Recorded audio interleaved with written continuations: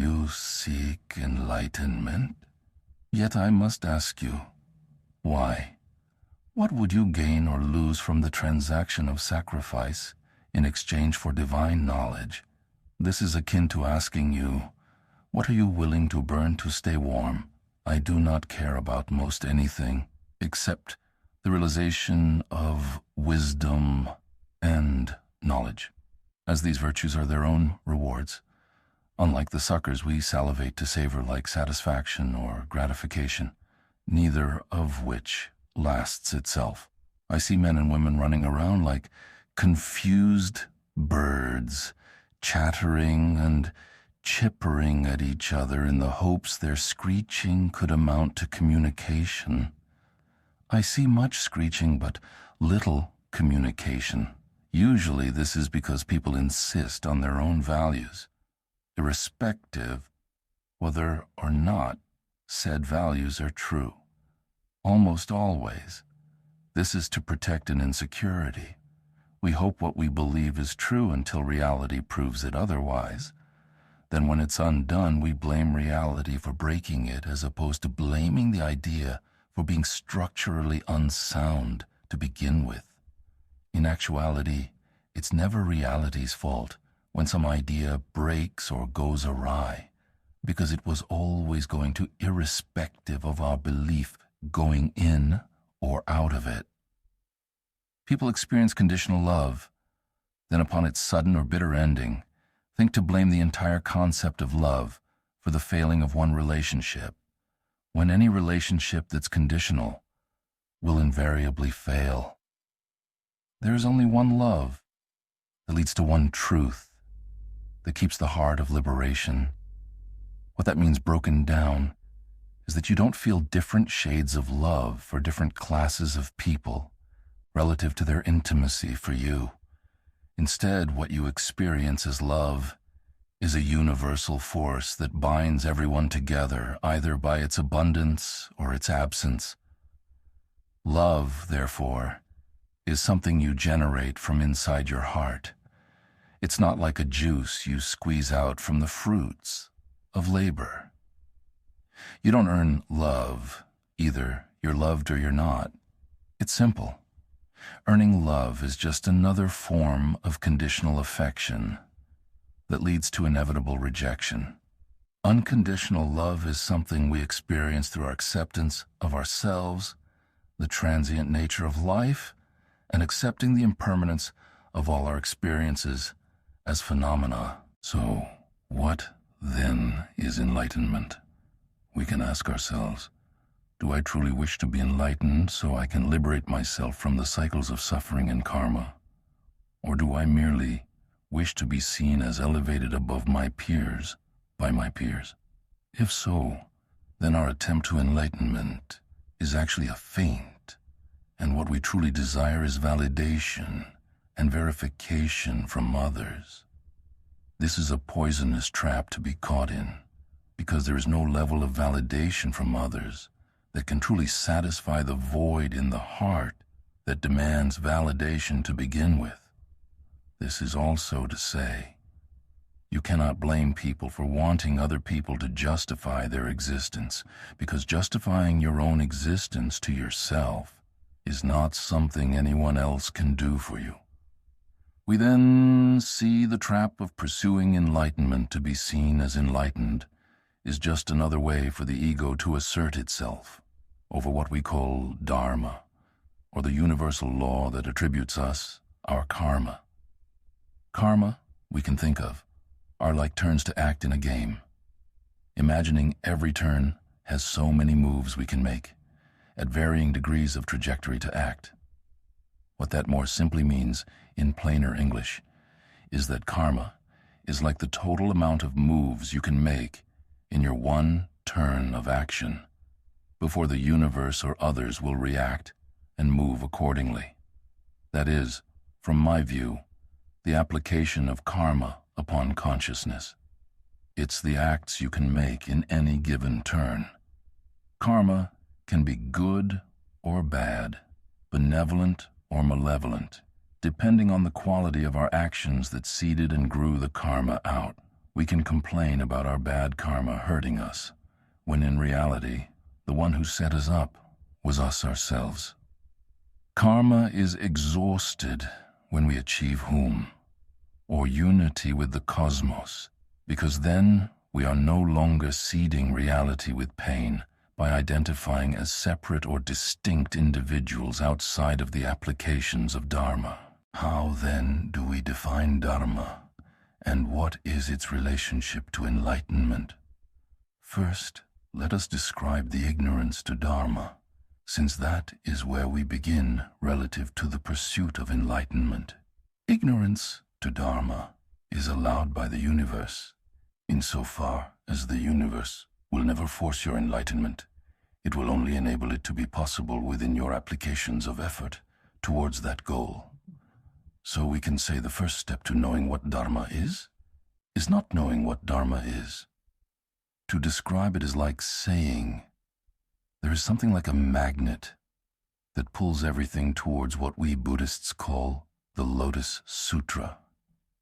That is the reality. Anyone who can hear Dharma in their life will, through perhaps many incarnations, eventually achieve Buddhahood, where genuine enlightenment frees them from the bonds of karma by unifying their action with the whom of the universe. This is moksha, or liberation, also known as nirvana, or nibbana, meaning the going out of suffering the illusion one was separate from the cosmos in any way or form. Accepting nibbana is also like giving the gift of awakening to yourself, because with nibbana, you can realize the awesome power of the absence of an abiding self. And this is akin to becoming a godlike and immortal being, precisely because one lets go of the need to be recognized as superior.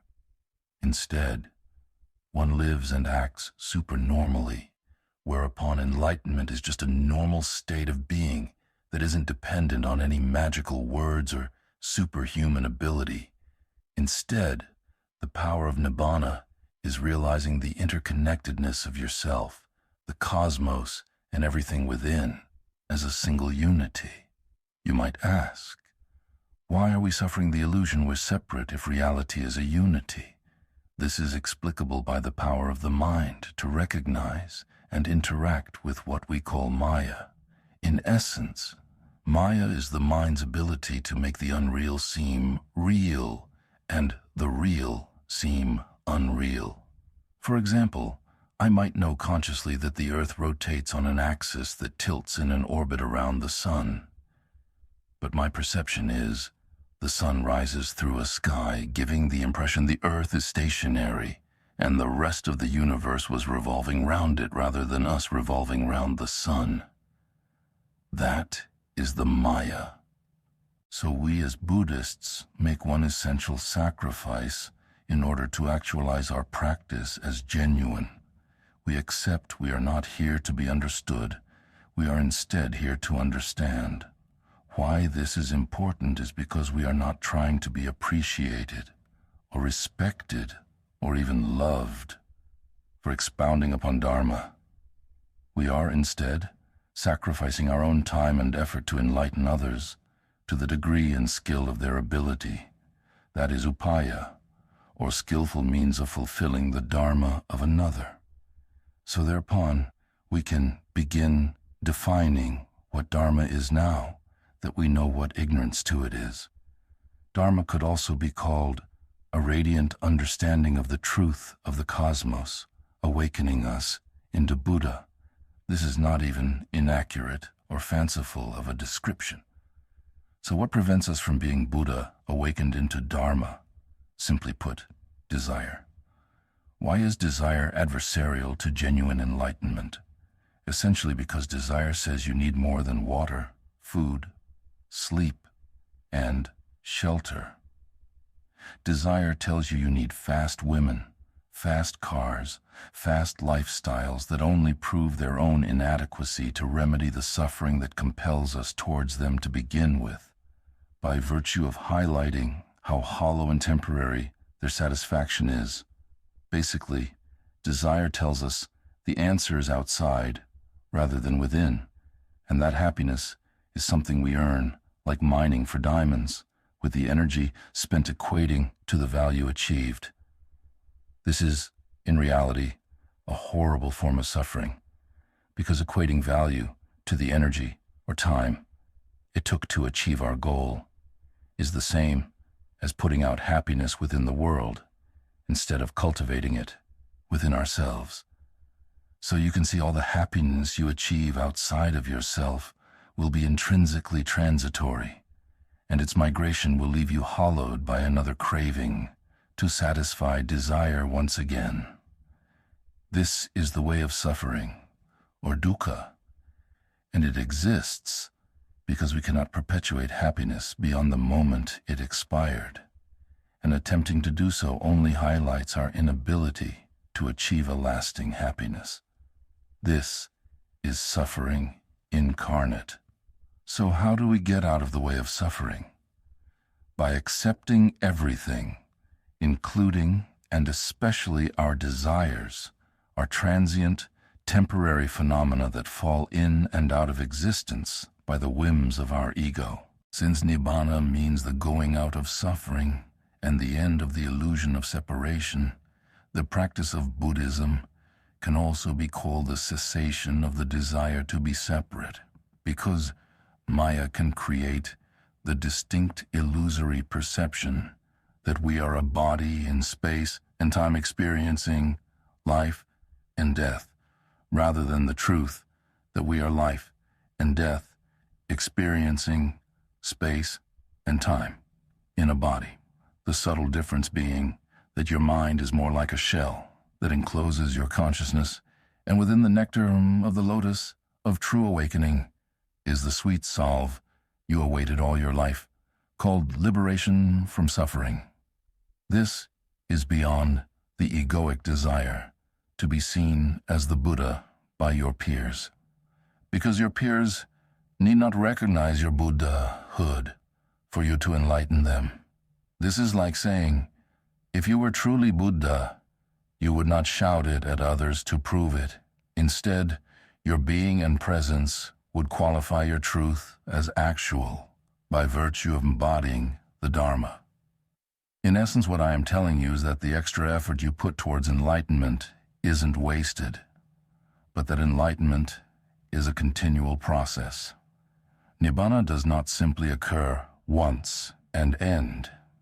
It instead exists in many manifolds of perception, with depths ranging from the shallow and light to the heavy and deep. Moving between these shallows and depths of Dharma is the practice of Buddhism in reality. So long as you remember ignorance to Dharma is the first step to realizing it, then Nibbana will not avail you throughout your incarnations, and even the gods of wrath and peace allow the truth through tears. There is no shame in shedding pain over who you were, because there is no shame in searching for a better world. In pursuit of that better world, I have given you this dialogue so that future generations can benefit from my sacrifice as a bodhisattva. Namaste.